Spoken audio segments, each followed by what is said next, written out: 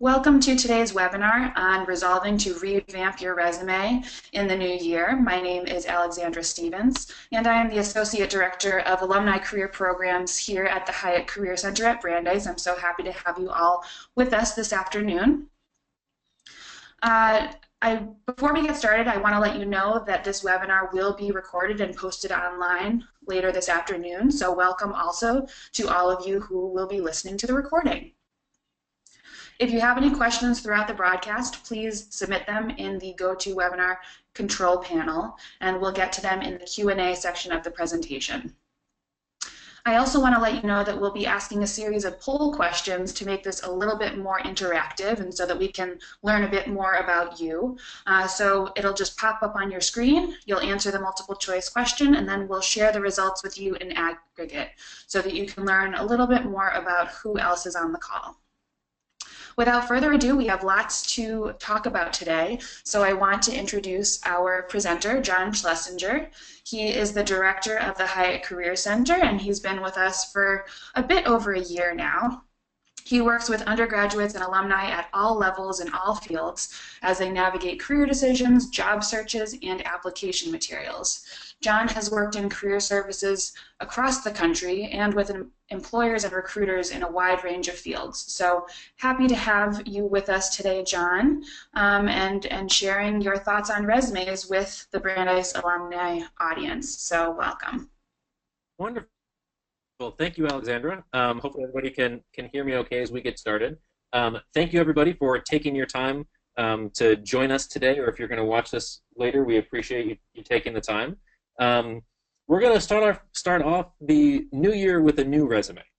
And so we're going to focus on the resumes and updating and changing them for today. Like Alexandra mentioned, my name is Jon Schlesinger, so I get to have the great privilege of leading a team of experienced career counselors and coaches that work with alumni and students as they navigate all of these career decisions, job searches, and application materials. And as you know, you have Hiatt services for life.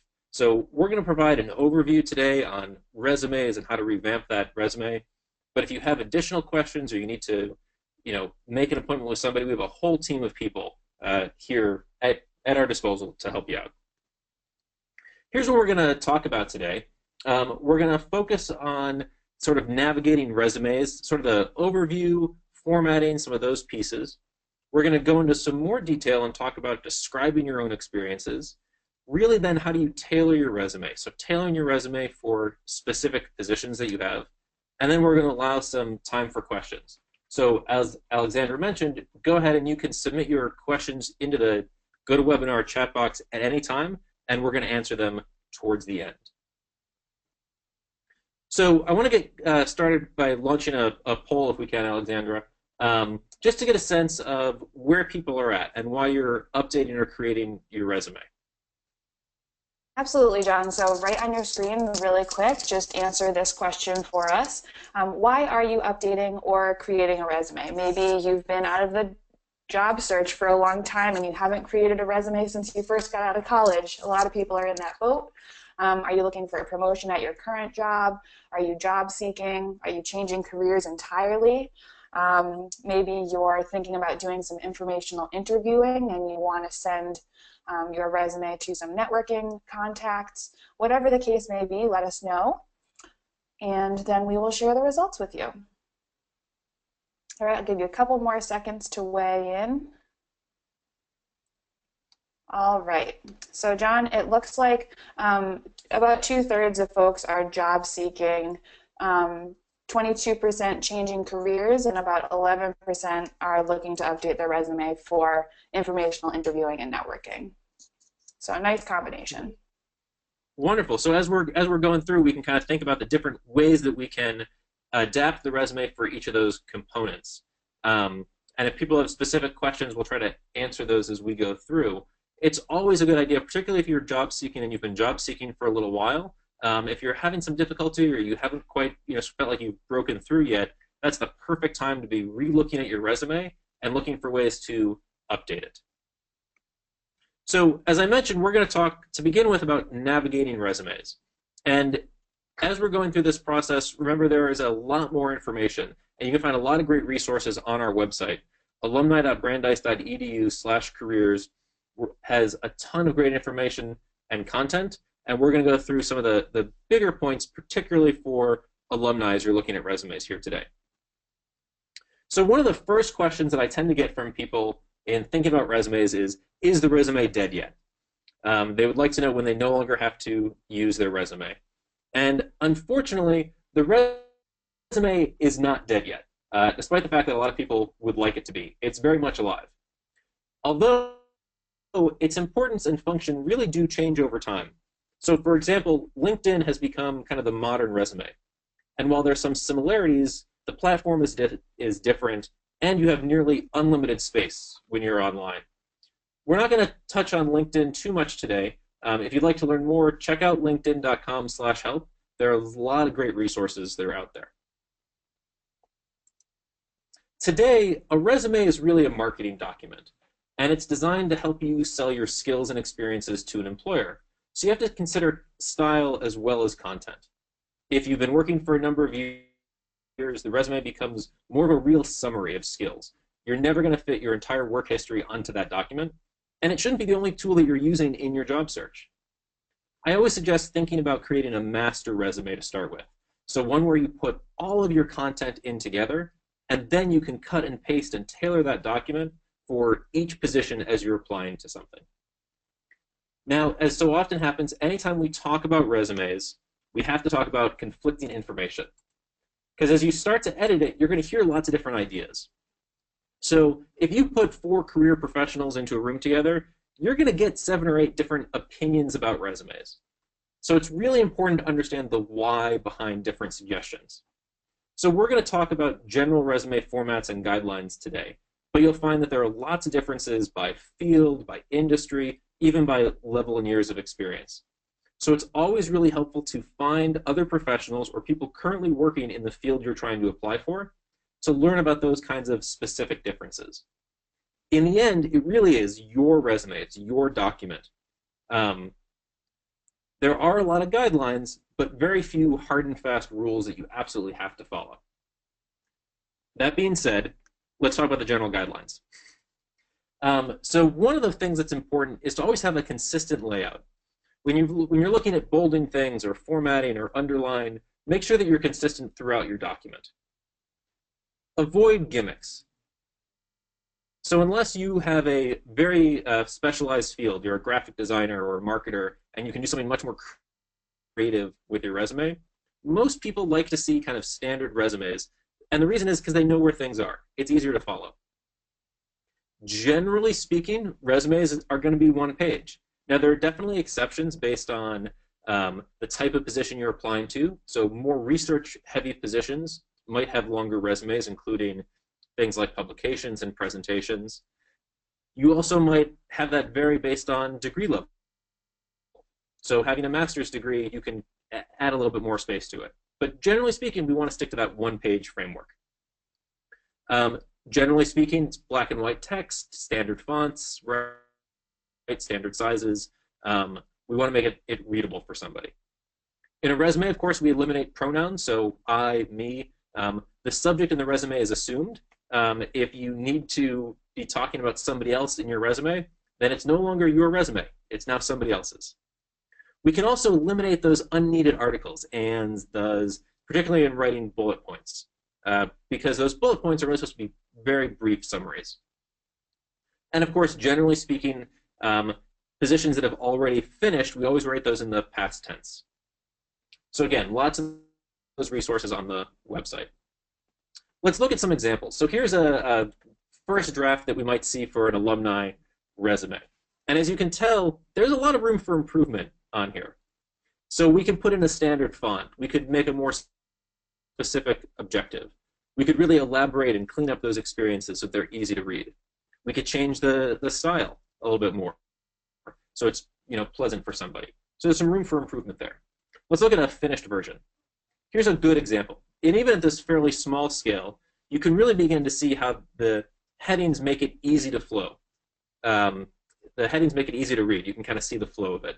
There's a consistent layout. You can begin to see there's kind of well-crafted bullet points. This is where that style becomes as important as the content itself. So let's dig into those kinds of formats. There are two pretty standard formats that we see most often. The first is a reverse chronological format.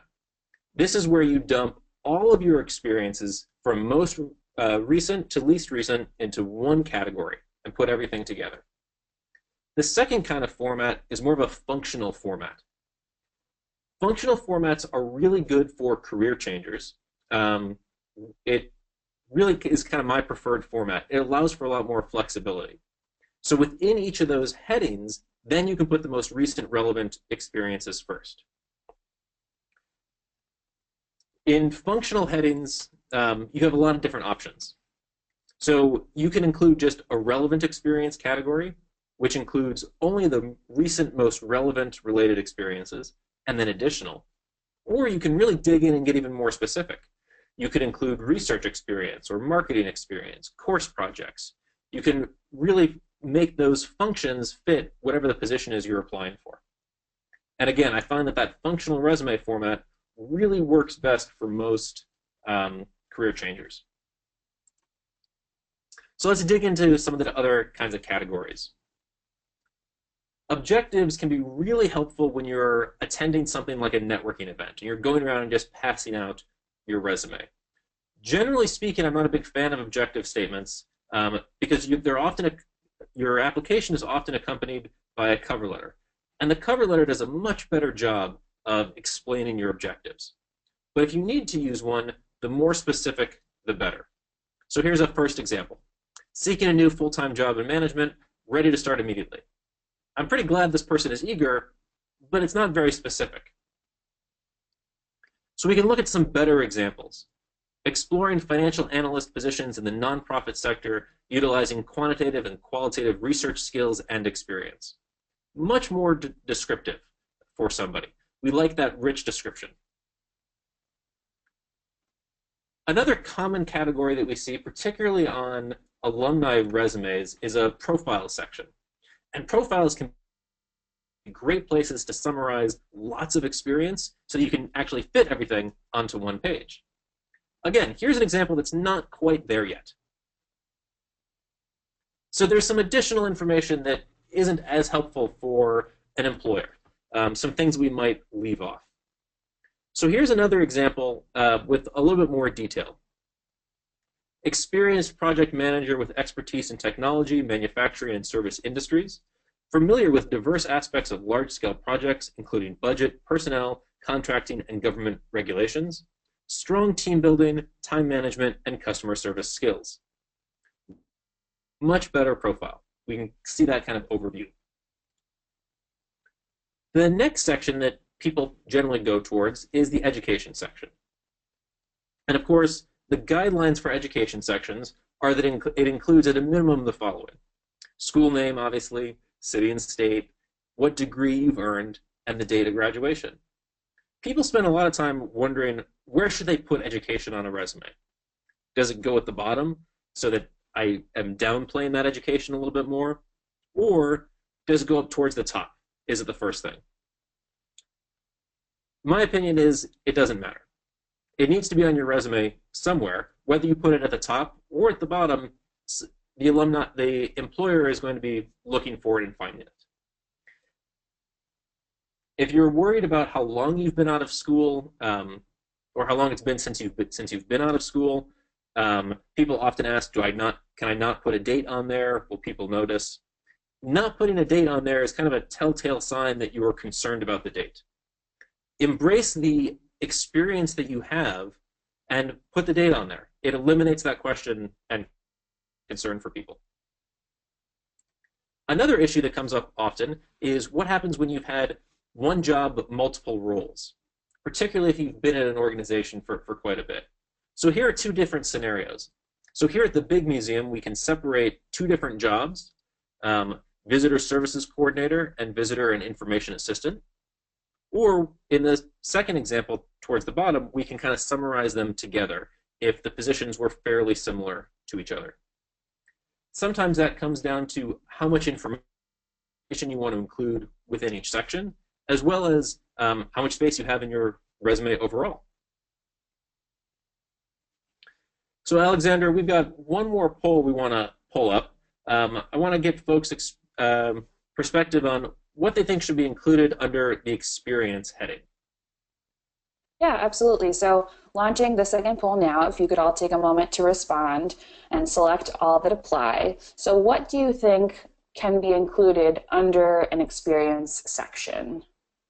Do you think you could include part-time jobs, full-time jobs, research or other school projects? What about volunteer positions or if you've done any shadowing of someone in a workplace?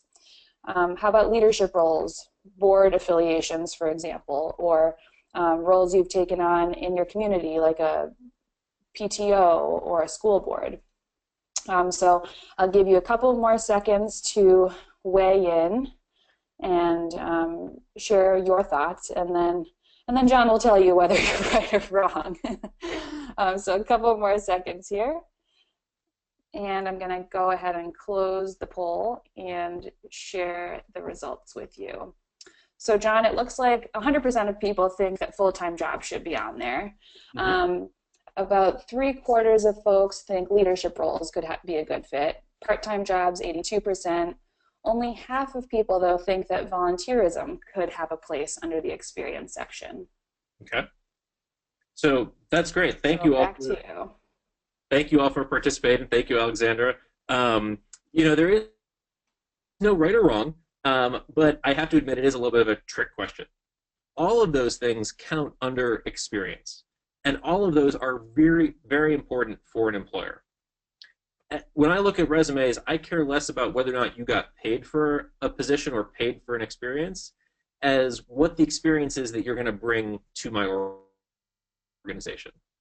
So as you're putting together your resume, instead of delineating based on whether or not you got paid or the type of experience, the real question to ask is, what's most relevant and most recent that you want to include for somebody? And again, this is where that functional resume sections and those headings become really helpful. So if you've been out of work for a little bit, or you've taken some other jobs, or you're looking to make that career change, a volunteer position, even a leadership role that you might have taken can be really helpful in helping you land that next kind of position. So, like I said, there's a lot of details around formatting. You can find a lot more information of those kinds of things right on our website on the alumni.brandeis.edu/careers. But I want to dig in a little bit more into how you actually describe your experiences, because this is where the meat of the resume is for somebody. So we're going to talk about bullet points and thinking about them in a little bit of a different way for some folks. We're going to really talk about what you did, how you did it, and why. Because ultimately what you're doing with bullet points is you're telling somebody a story. You're telling them the story of who you are and the work that you've done. And oftentimes you're telling that story to someone who's not that familiar with you or doesn't know what that job is. So let's dig into bullet points a little bit. One of the first things that I like to do is to start with a skills grid. And a skills grid is really good as you're kind of brainstorming and thinking about the experiences that you've had. So the skills grid is pretty straightforward. 3 columns: an activity, your responsibilities, and then the skills.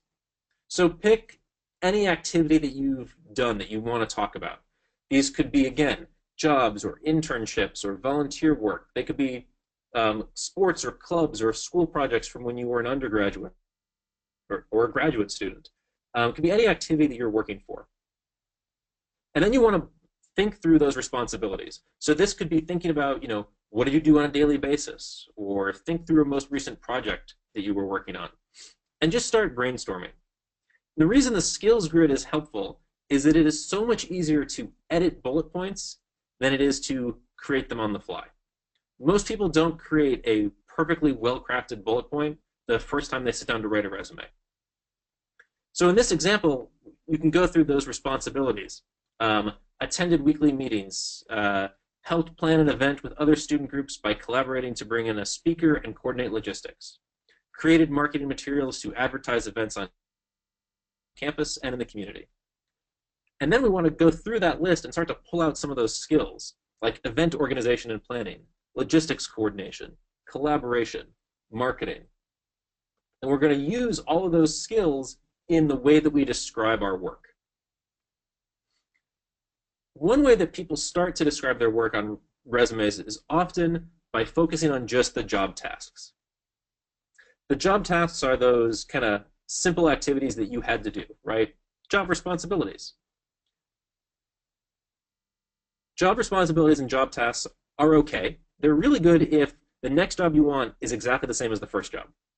If it's not, then you really want to expand that to focus on the transferable skills a little bit more. So here you can see we're starting to put on much richer, broader descriptions. Employers pay for those transferable skills because, of course, you can transfer them from one job to another. So here's your list of the top transferable skills.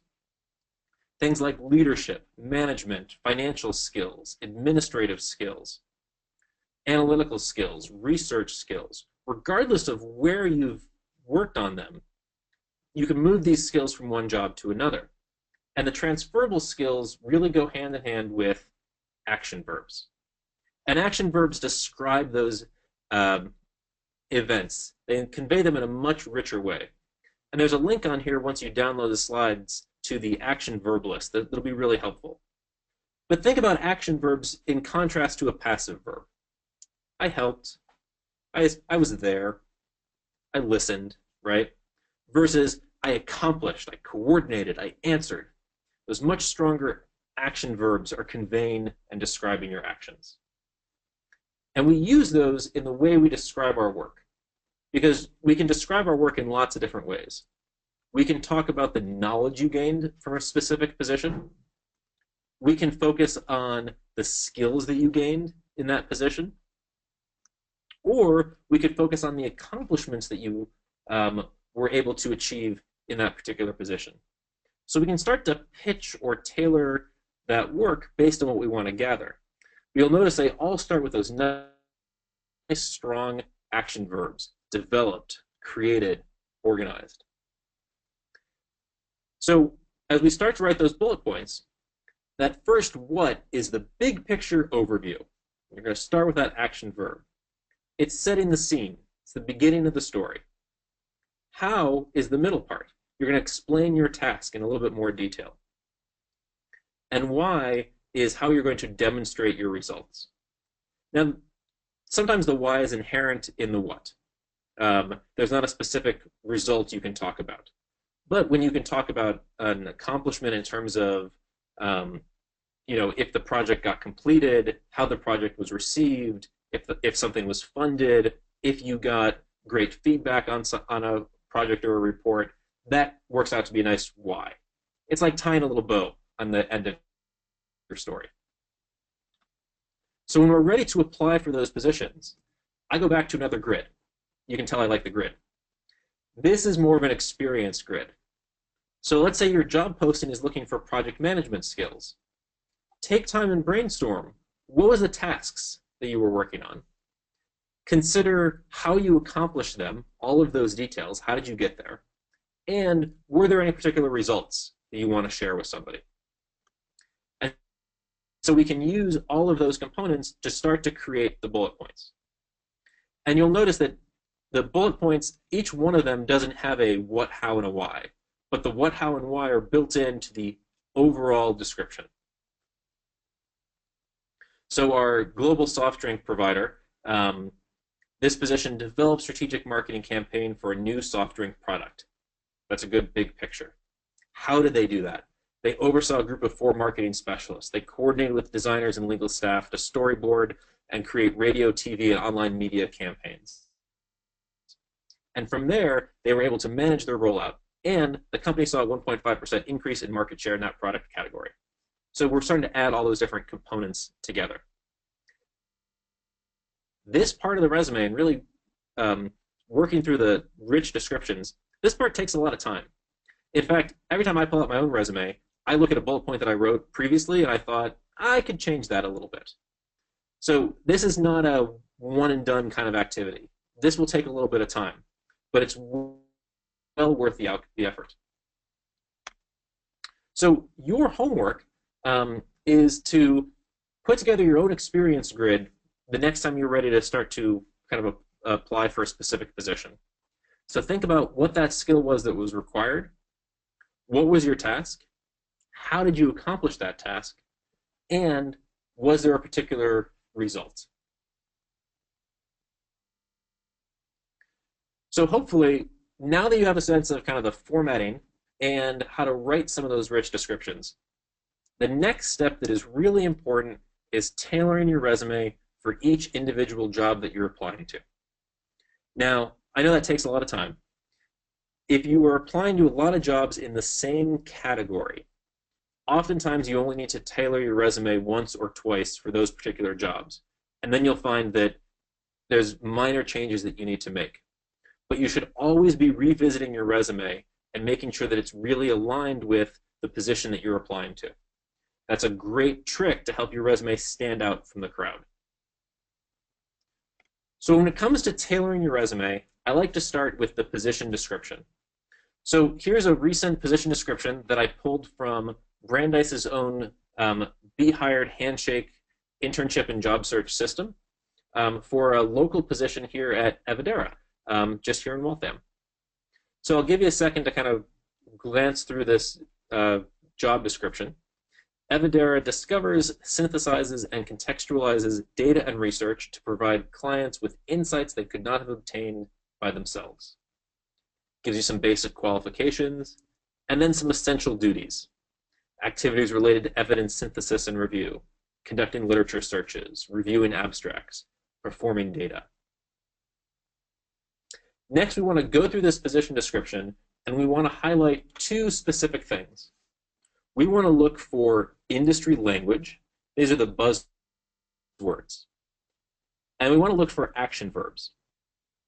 And so hopefully one of the first things that you'll notice is that your position description, those essential duties and responsibilities, they're almost written like bullet points. They start with that strong action verb, and then they go into the details. So they're telling you through those action verbs the kind of position that they're looking for. So you'll notice that they use things like conduct, review, perform, assess, draft, prepare. They're giving you a sense of the kind of position they're looking for. Imagine for a moment if all the action verbs that they used were things like support, assist, help, be aware of. Those are positioned for a much lower level position than somebody who might have action verbs around I want you to design, create, establish, lead. So the action verbs tell us a lot about the position that they're looking for. So we're going to take the industry language and the action verbs, and we're going to zoom into one particular description. So here's a position for a laboratory that somebody was at, and they were a research intern in the laboratory of Louis Brandeis. And they were doing diabetes research. And these bullet points are great. They're really helpful. They're very engaging. They're well written. But they're generic. We can tailor those bullet points to more specifically reflect the job posting that you're applying to. So here we're going to look at the action verbs that were in the job posting and see how we can incorporate them into our own resume bullet points. And whenever possible, we're going to use their language. Now, we're going to do this for all of the positions. So we want to have this happen throughout your resume. So if you can't fit it all into one position, that's okay. It doesn't have to fit into just one piece of it. It'll happen throughout the description that you're using. But that's how we can start to really tailor our resume for the specific positions that we're applying for and that we're looking for. And all of that is really designed to help the employer see you in the role. So the more you're using the language of the job description that they have used, the easier it is for an employer to really envision you in that position.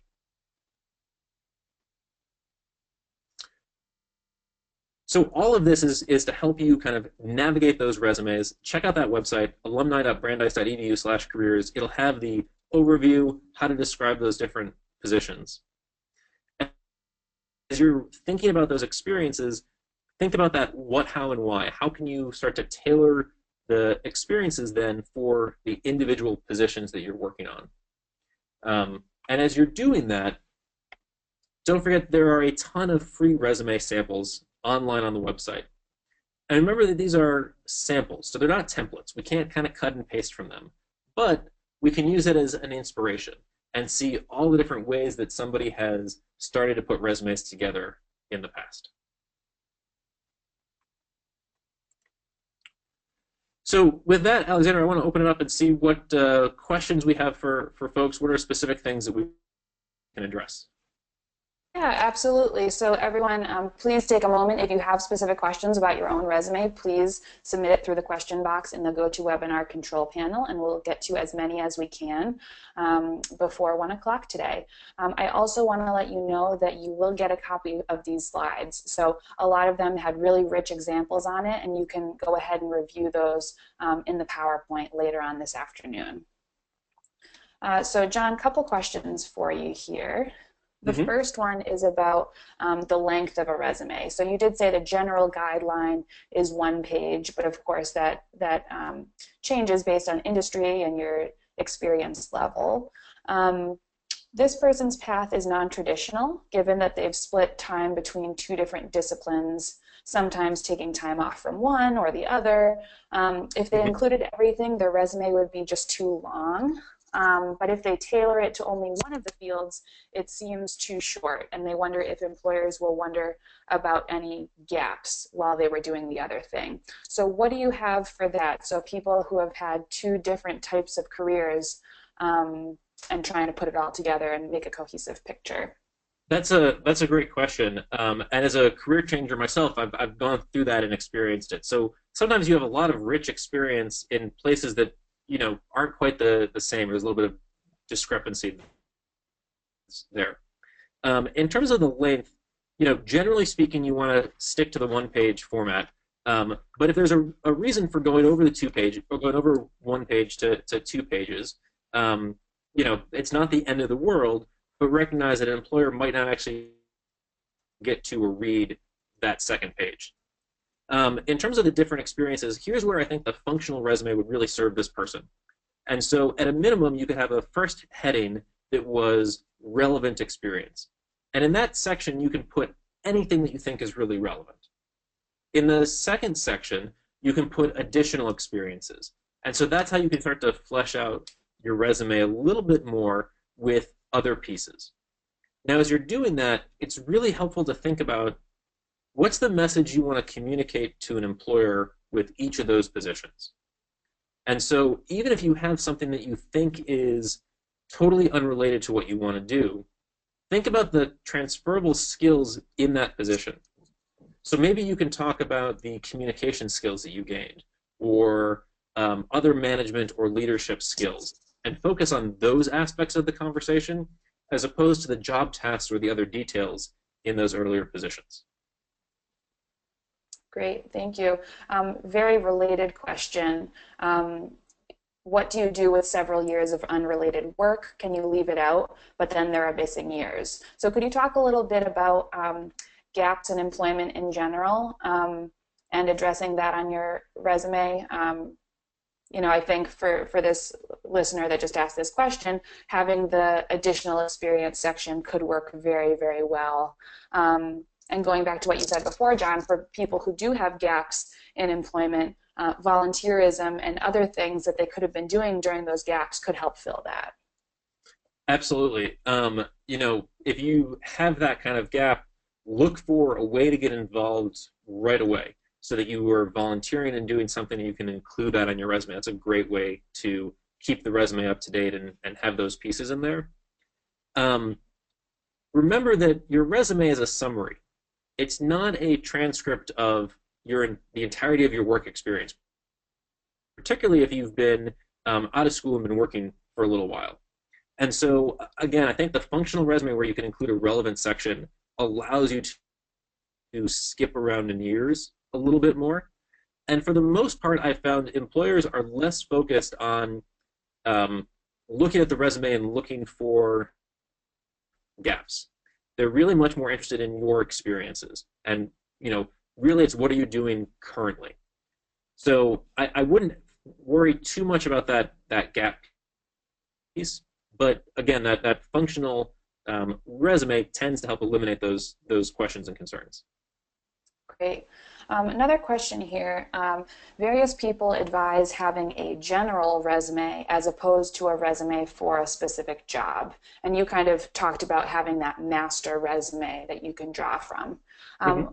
What can folks usefully put into something like that? So when I typically think of a general resume myself, I think of for networking purposes, and that the general resume should never be something that actually goes to an employer. But what are your thoughts on that? Alexander, I think that's a great point. I would agree. It's a good idea to have a master resume, or if you want to think about it as a general kind of generic resume, sort of always at the ready for networking events, or if somebody were to ask for it as part of uh, something else that you were doing. What I would include on that is really, the most recent things, the biggest accomplishments. So again, it doesn't have to be kind of all-encompassing. You can include your 2 or 3 most recent positions if you have some really rich descriptions about it, some of the other activities or organizations that you joined or been a part of. Great. So this is a question related to a specific type of industry. It's related to a career in sales. So if you work in sales and you want to highlight some accomplishments in each position, is there a way to highlight those accomplishments but avoid making it appear that you have not met sales goals in your previous jobs? And so I think there's definitely an answer for this, and the good thing is that you have control over what you say in your resume. But what are your thoughts on that, John? Absolutely. You took the words out of my mouth. So the resume is you get to tell somebody the story that you want to, right? So you can absolutely focus on the skills, and you can ignore the outcomes and the results. I will say that you're going to want to that individual will want to think about how are they going to describe that to an employer. Because if I was in an interview for a sales job, I might eventually ask you about the results and the outcomes. So you'll have to think about how you want to have that conversation. But you can do a couple of different things with that. You could have more of a functional skills resume where under that sales position, you could, in kind of bold or italics, indicate one of the sales you want to talk about. Whether that is, new contact acquisition, and then write a bullet point describing it.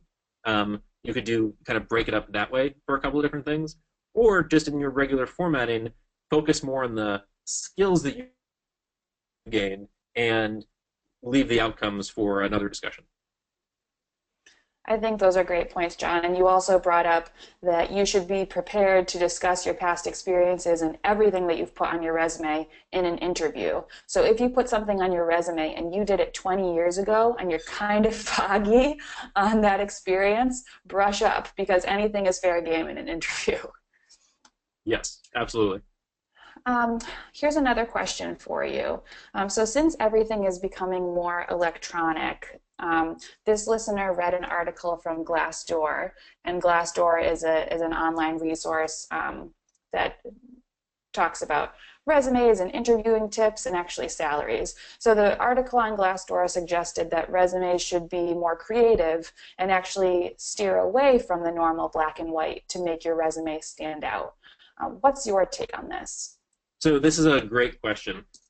First, for folks, if you're not familiar with Glassdoor, check it out. If you access Glassdoor through the brandeis.edu/Hiatt website, you can get access to all of Glassdoor without having to enroll or pay for anything. It's a really nice resource and feature that we have. In terms of the creative piece, this is where you have to take all the conflicting information and decide what's going to be best for you. So generally speaking, unless you actually work in a creative field, most people want a standard resume. And the reason they like the standard resume is because they know where everything is. So while opinions on this vary wildly, most recruiters, if they can't find the information that they need in 30 seconds on who you are, where you went to school, and what you're doing, are going to pass it over. Now, if you're going to a networking event and you're walking around handing out a more creative looking resume and you can stand there and talk to somebody, that might be a great way to make yourself stand out. Or if you are working in a creative or design field, that could be a great way to stand out. We see stories about creative resumes all the time. The most recent one I saw was going around LinkedIn, was somebody who was applying for a job at a home store. It was Lowe's or Home Depot, and they had made a toolbox and put the resume into the toolbox. And there always are kind of super creative, out-of-the-box ideas like that that make it through and become useful for folks. But if you're taking your standard resume and you're applying to jobs online, because most of those online formats are using keyword scanners and just looking for specific items, you tend to want to stick to the more standard traditional formats. Great, and you brought up a good point of applying to jobs online, and I just wanted to make another point that if you are applying to jobs online or emailing your resume around, please make it a PDF. If you send it around as a Word doc, there's no telling how the other person might open it up and see it on their computer. Whereas if you make it a PDF, everyone will see the same thing that you see. So just a little tip on that. What are your thoughts, John, on including a link to your LinkedIn profile on your resume? You know, you mentioned that LinkedIn is, you know, an extension of your resume, but different because you have infinite space. How do you see the two working hand in hand? Absolutely. I love putting a link to my LinkedIn profile when I'm job searching on my resume and in my signature on my email when I'm sending it around. LinkedIn is a great way, if you can think about it in terms of like a supplemental resource for your resume. On LinkedIn, you can include documents, you can include links to websites, to projects you've worked on, you could even include video clips and things now. You can provide much more content for somebody. So including that as a, you know, in the heading of your resume is a really great strategy. Either your LinkedIn, either link for your LinkedIn, or if you have an online portfolio where you've included other resources, that's a great place to include that as well. When you do that, or you go to LinkedIn, you can create your own customized LinkedIn address. So you can, instead of having just the random numbers and gobbledygook after your name, that's one of the cool features of LinkedIn. Awesome. We just have a few more minutes for questions, folks, so if you have any others, please submit them now. We have one here. Please repeat how to access Glassdoor. So if you go to alumni.brandeis.edu/careers and go to the Elements of a Job Search section, it's available on several of those pages, but specifically on the interviews page, there's a direct link to Glassdoor because what it offers is you're able to search for a type of position or a company and take a look at real interview questions that candidates have been asked at that company, as well as see salary information and other great reviews. So you can access that again, alumni.brandeis.edu/careers in the Elements of a Job Search section under interviews. It's also available on the student website at brandeis.edu/Hiatt. All right, John, so we're getting close to the end of our time here. Are there any additional thoughts you'd like to share with folks before we let them know about some additional resources? Yeah, I think, you know, one of the big takeaways as you're putting your resume together or re-looking at your resume for job searching is to remember, as I said, it's a marketing document, and it is one component of your job search. So it should not be the only route that you're using for job searching. It's to help get your foot in the door. It's to provide some overview or information to somebody. If you feel like you're hitting a wall or you want to, you know, sit down and strategize for your job search again in a different way, give the office a call. You can sit down, you can speak with one of our staff and talk about how to strategize for that job search and really incorporate the resume into that job search as one component of it. Great. I think to your point also, it's always good to get a second set of eyes on your resume, whether it is a professional career counselor, a peer, someone to catch any typos, or even better, someone in your field. So those informational interviews and networking contacts are more important than ever, and it's a wonderful concrete ask to ask that someone takes a look at your resume and sees if it's appropriate for the field. Jon also mentioned LinkedIn.